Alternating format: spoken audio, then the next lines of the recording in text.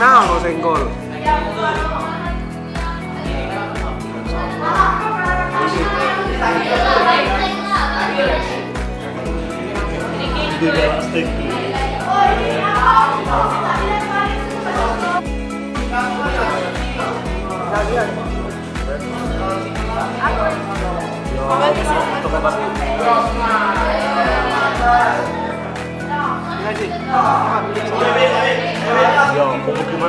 Ya, pemukiman tak teratur. Iya, Pak.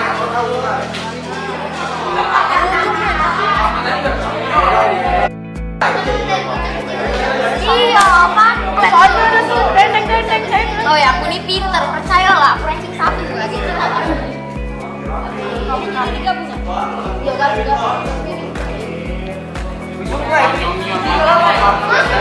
Oh, jadi itu bukan santai, Elsa. Oh, Elsa ikut masih masuk akal kalau di dam. Itu tuh dam. Dam. Ini apa? Ini merahnya apa ini? Tambah BM itu GM. Masa apa ini? C, E, M. Sudah kita. Ini dari B apa ini C sebelahnya B. Ini garis ini berarti. Garis C B. Ini apa? Nah ini juga. Ini beda sih.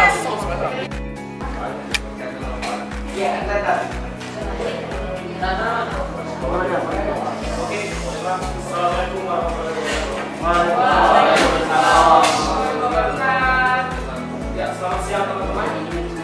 Ya, hari ini kami ingin menyampaikan interpretasi kami tentang daerah Tanjung Api.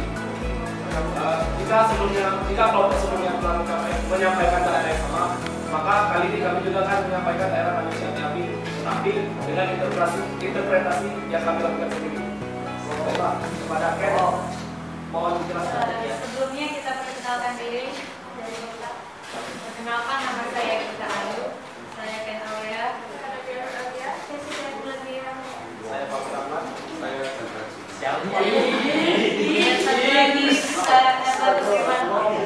Saya akan menjelaskan keterangan interpretasi dari peta ini kota udara tersebut. Di sini ada A sebagai perumahan yang rapat, berpola dan tersusun. B lahan kosong yang memiliki penutup. Terus C perkebunan yang rapat dan kasar. D tanah kosong yang tidak memiliki penutup. E perumahan yang tidak rapat, yang tidak berpola dan tidak tersusun, dan F lainnya.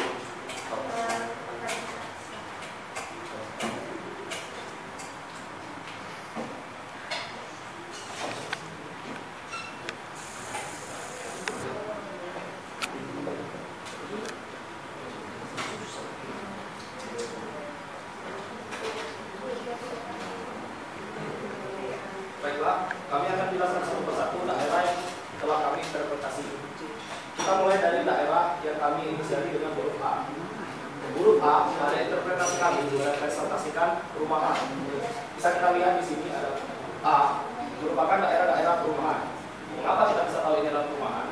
Di sini bisa terlihat bahwa rumah-rumah tersebut memiliki warna atap yang nyaris sama, dan juga rumah-rumah tersebut kita susun secara rapi atau didominasi dengan susunan yang rapi. Nah, jadi kami menemukan bahwa ini merupakan bangunan perumahan. Lalu selanjutnya adalah B. B merupakan dataran yang berwarna hijau dan bertekstur halus. Kami menyimpulkan bahwa B merupakan perpaduan antara padang rumput dan juga semak-semak atau bisa juga disebut dengan tanah kosong. Berikutnya kami akan menjelaskan tentang C. C, seperti yang kita lihat dalam gambar ini, memiliki tekstur yang agak kasar.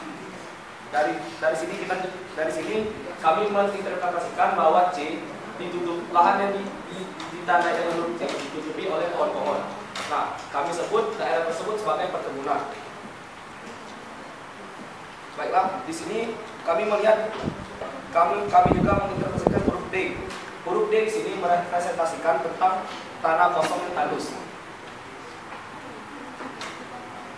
berwarna coklat, dan kita juga bisa melihat bahwa daerah D ini tidak memiliki tekstur yang halus dan tidak ditutupi oleh tumbuhan yang berwarna hijau.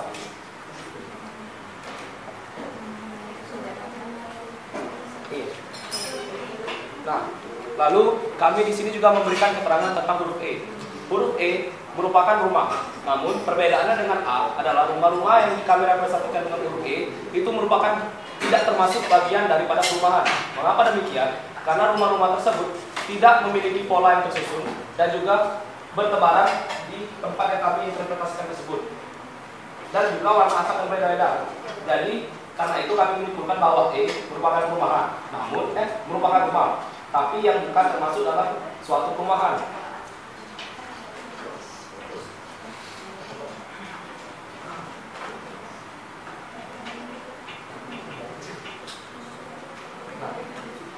F di sini kami tunjukkan untuk daerah-daerah lain-lain. Yang dimaksud dengan lain-lain di sini merupakan daerah-daerah yang bukanlah perumahan, bukan juga sebuah dataran, namun merupakan sebuah bangunan. Bangunan tersebut bisa kita interpretasikan sebagai kantor atau dermaga atau juga bandara, dan masih banyak bangunan-bangunan yang lainnya. Baiklah, sekian interpretasinya. Untuk analisa yang dilakukan oleh kelompok kami akan disampaikan oleh saudara Gita Ayu. Menurut analisis kelompok kami dari kawasan Candi Api Palembang, lebih berdominasi pada perkebunan yang rapat dan kasar. Di daerah ini telah banyak ditemui pemukiman penduduk yang rapat dan berpola tersusun. Namun, masih ada perumahan yang tidak rapat, tidak berpola, dan tidak tersusun. Di daerah ini juga terdapat tanah-tanah yang kosong yang kemungkinan akan dibangun menjadi pemukiman. Dalam beberapa tahun ke depan, diprediksi daerah hijau pada kawasan ini akan berkurang dan dipenuhi oleh daerah-daerah perumahan. Baiklah, sekian analisa yang dapat kami sampaikan. Baiklah, jika ada pertanyaan, kritik maupun saran, kami membuka waktunya.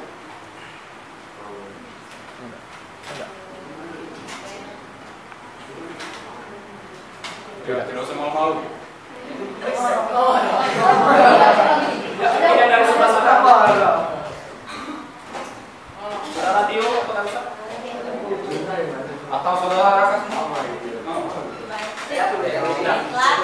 Saya Francisca dari kelompok 1 yang saya pertanyakan, atas dasar apa kelompok Anda memprediksi bahwa lahan hijau itu akan berubah menjadi pemukiman dalam waktu beberapa tahun ke depan? Terima kasih. Yang pertanyaannya kami tampung terlebih dahulu. Ya, kepada saudari Jessica. Baiklah, terima kasih. Sebelumnya, apakah saya boleh menambahkan apa yang pendapat saya kepada pertanyaan dari Mbak Rita?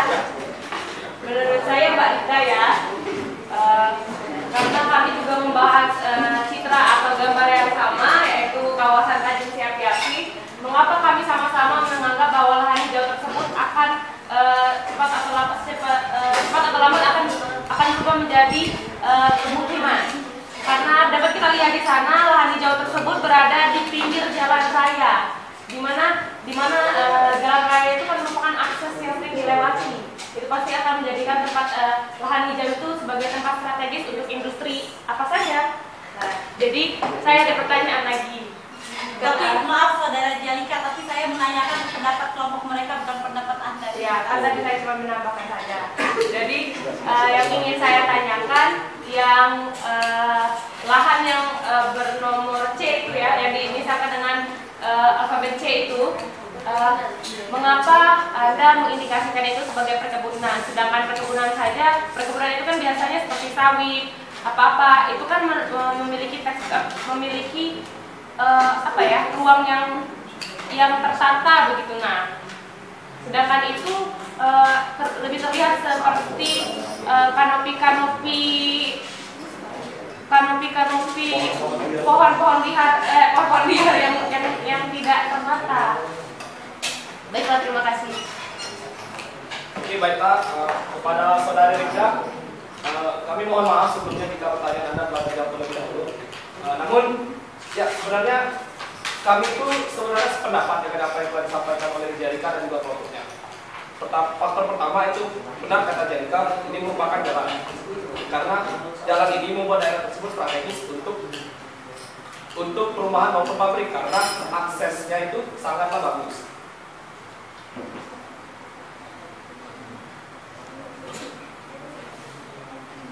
Dan juga dasar kami memprediksikannya tersebut karena pertama di sini di sebelah sini itu sudah banyak sekali terdapat perumahan. Kami berasumsi tanah kosong yang di sini juga akan dibuat perumahan. Mengapa demikian? Karena kembali ke faktor yang pertama, terletak di jalan utama. Dan jalan utama itu aksesnya sangat bagus untuk dibuat perumahan di sini. Dan juga faktor kedua yaitu daerah Tanjung Siapi ini kan dekat dengan bandara. Jadi kemungkinan dalam 10 atau 15 tahun ke depan yang hijau-hijau ini mungkin lama-kelamaan akan menghilang karena nilai strategis dari daerah tersebut mempercepat atau mungkin memancing proses pertumbuhan daerah tersebut. Ya bisa saja bukan hanya perumahan gitu loh. Bisa juga terdapat pabrik mungkin di sini. Daerah industri. Ya, pada saudari Linda apakah bisa diterima? Ya, baiklah, pada saudari Rika akan dijawab oleh saudara saya, Sandra Kusuma saja.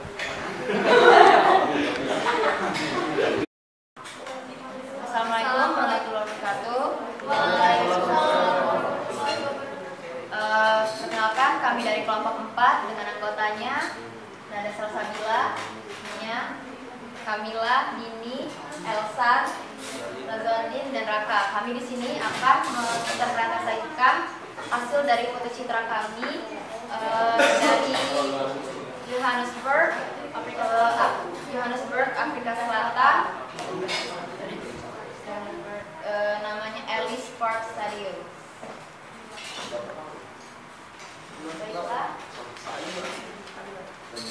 di sini saya akan memberitahu bahwa telah kita kelompokkan, telah kita klasifikasikan bahwa daerah A ialah stadium olahraga yang kami golongkan stadium olahraga pertama, bahwa di sini terlihat teksturnya kasar, berbentuk kotak-kotak berupa bangunan stadium. Di sini juga terdapat kotak-kotak berwarna biru yaitu kolam dan tempat parkir beserta fasilitas lainnya. Yang kedua, pada daerah B itu kami golongkan stadium 2 yang terlihat bahwa sangat jelas bentuknya bangunan lapangan stadium, lapangan outdoor. Nah, di sini terdapat 2 lapangan utama yang kami beri tanda B1 merupakan lapangan rugby dan B2 merupakan lapangan serbaguna yang bisa digunakan untuk lari, bermain sepak bola, dan lain sebagainya. Lalu daerah C itu merupakan stadium olahraga ketiga, terlihat teksturnya rata, lembut, berwarna hijau, ya, itu disebut dengan lapangan tenis. Yang D, daerah D itu merupakan area perindustrian. Nah, di sini daerah D berpola sangat rapat, padat. Namun salah satu wilayahnya salah satu daerahnya itu lagi dalam tahap pembangunan, karena di sini terlihat bahwa ada beberapa atap bangunan namun areanya masih kosong. Lalu akan dilanjutkan dengan rekan saya Mia.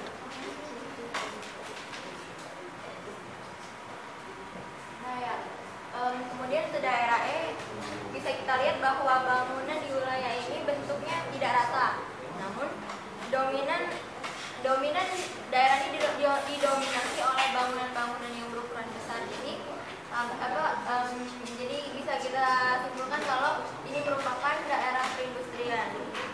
Kemudian di daerah F memiliki tekstur yang padat dan kasar. Bangunan di daerah ini terlihat tidak rata. Kemudian daerah G kita bisa lihat bahwa bentuknya seperti ini. Jadi kita bisa simpulkan kalau daerah G ini jalan raya. Kemudian terlihat jelas kecil-kecil ini kalau di sini ada kendaraan. Dan juga jalannya besar, jadi bisa kita simpulkan kalau ini jalan utama. Kemudian daerah H. Karena daerah H ini letaknya dekat dengan dua stadium ini, jadi daerah H ini merupakan fasilitas-fasilitas yang termasuk dalam stadium ini. Misalnya seperti wisma atlet atau medis yang bisa kita lihat di sini, ada terpilih rumah sakit. Dan ini yang rata-rata ini yang bangunan-bangunan ini seperti apa? Seperti wisma. Ya. Dan juga dia dekat dengan stadion. Jadi karena ini stadion yang besar, jadi ini kami menyimpulkan bahwa ini merupakan fasilitasnya. Yang selanjutnya akan dilanjutkan oleh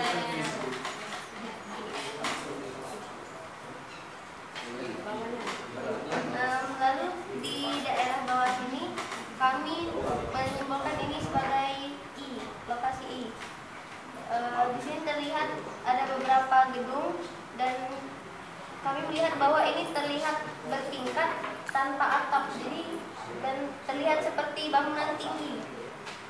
Jadi kami menyimpulkan ini mungkin merupakan apartemen, gedung apartemen.